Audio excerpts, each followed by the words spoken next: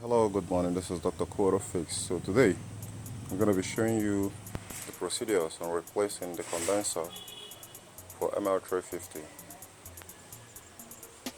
And I later did change my mind prior to the previous video that I said I'm going to be reusing this old one. I did actually flush it very well and it's clean.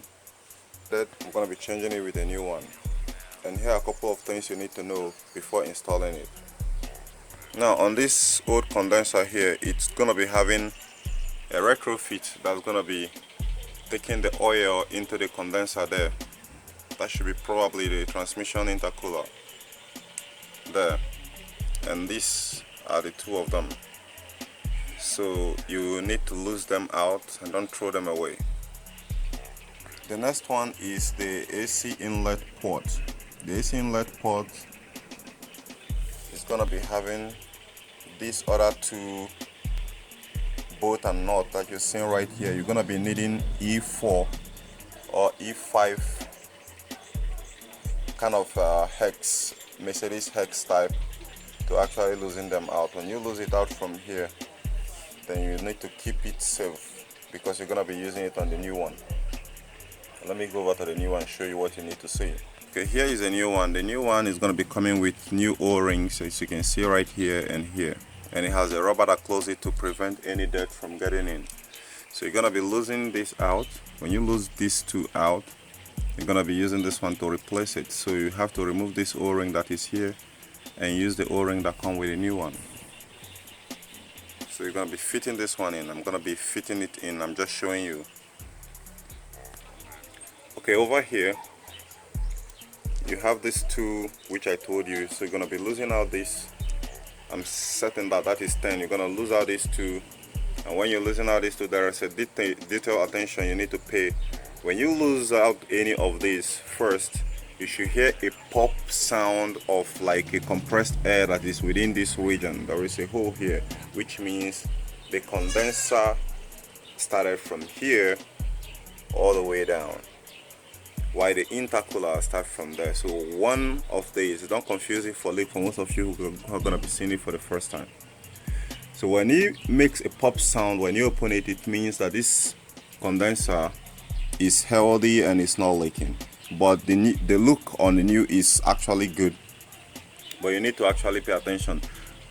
9 out of 10 most of the condensers have been installed, they make that sound. If they don't make that sound, they could be leaking somewhere. I'm not saying they are leaking, there could be. Okay, let me get my camera set up, then I'll tell you what you need to do. I'll do what I'm telling you I'm going to be doing. So let's get to it. Okay, here we go.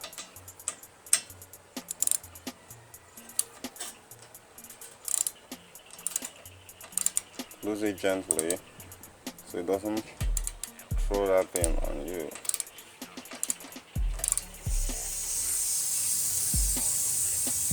Can you hear that? So that's to say that whichever substance they're compressed into this didn't leak out. So by this, I'm confident that this condenser will not leak. So this test is very important before installing any condenser. Okay, now I can go ahead.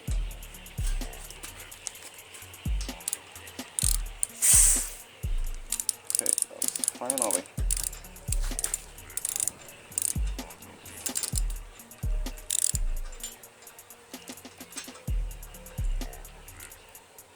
Now when you remove it, so you have to put this back on so it doesn't allow any dirt or debris to get in there. Dirt are not allowed.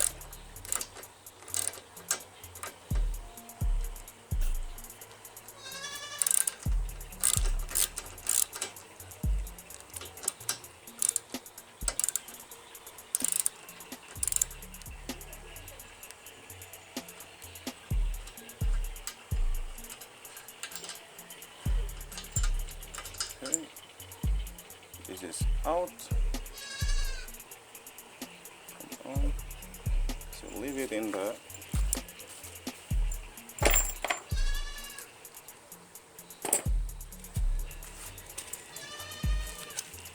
screwing this one on, make sure you use your hand to guide it so you don't cross thread it. Okay.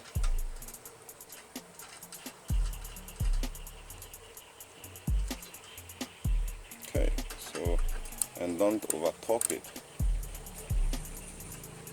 It's not meant to be over torqued. The thread is gonna hold it.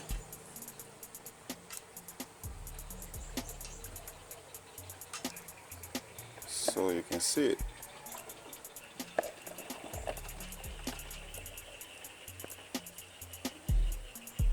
Now let's move over to the other side. Okay, when loosening this out, you're gonna be needing a 15mm. Then to screw the bolt on, you're gonna need tray 4. So let's get to it. For obvious reasons, I've loosened this one out. So this one too, I can use my hand to gently unscrew it. Unscrew it. And you're gonna remove this seal and transfer it to the next one you're gonna be installing right there. The both of them are the same size, so don't worry about the size. So you see it fitted right there. So get this one out and fit it to the other one too. Do the same thing you do to the other one, and you're good. Now the next thing, you need to lubricate this so it doesn't shred. You're gonna be using the same oil that is inside here to lubricate it. Okay, now that it's lubricated, I can go ahead and use my hand to guide it. Always use your hand. Thread crossing is a dangerous thing. You wouldn't know until when it happens. So you can use your hand to cross a thread, but if you use a power tool or even a combination socket, you're gonna cross it, and when you cross it, you will understand. Now there is a pin right here which I showed you guys. Make sure you don't throw it away. If you have any particles in there, get it out because it shouldn't be there. Now that I'm done, I can now torque it gently. Don't over torque it. There is not too much pressure going in there. Even if there is, the over torquing it cannot make any difference. Now it's set. You might as well want to find something to cover here. Let's try if the what you remove there, it can't fit in, so you can use a paper towel to close up this very place here so no debris get in. Last thing, before you abandon this very old one, if you are changing it, you need to flip this. You need to flip the mouth here upside down and find something to catch the oil and transfer the oil into the new condenser. So thing we're gonna be doing here is to put the rubber jacket that goes in there. You have to put that jacket first before you start installing it. So let's hit wood. Now before you do that, you want to make sure that you check the orientation. Where this thing protruded out here is the down part where the desiccant dryer is. So with that said, I think the first thing you need to do is to insert it from the ground here, and this clip that is here, you should pull it. There she goes. There she goes.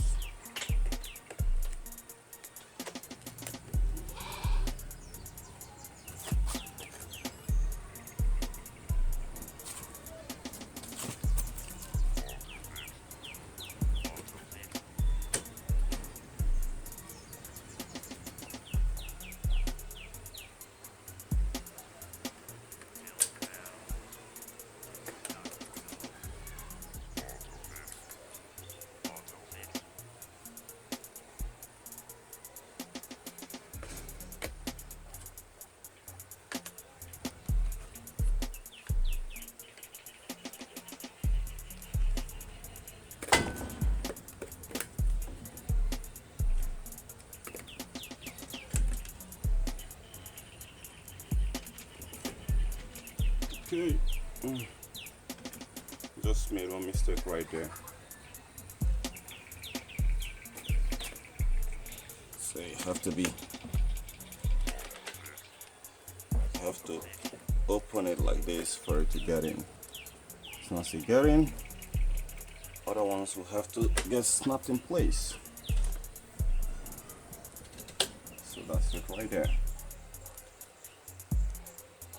So with that done, make sure that it flushes very well, and this part is done. You can easily get in. You can feed it from, I think it's better off feeding from here, but and tight it a little bit so you can be able to keep going in. This is quite handy. You would have needed funnel. It's better you feed it from the second side, that is way bigger. Gently feed it.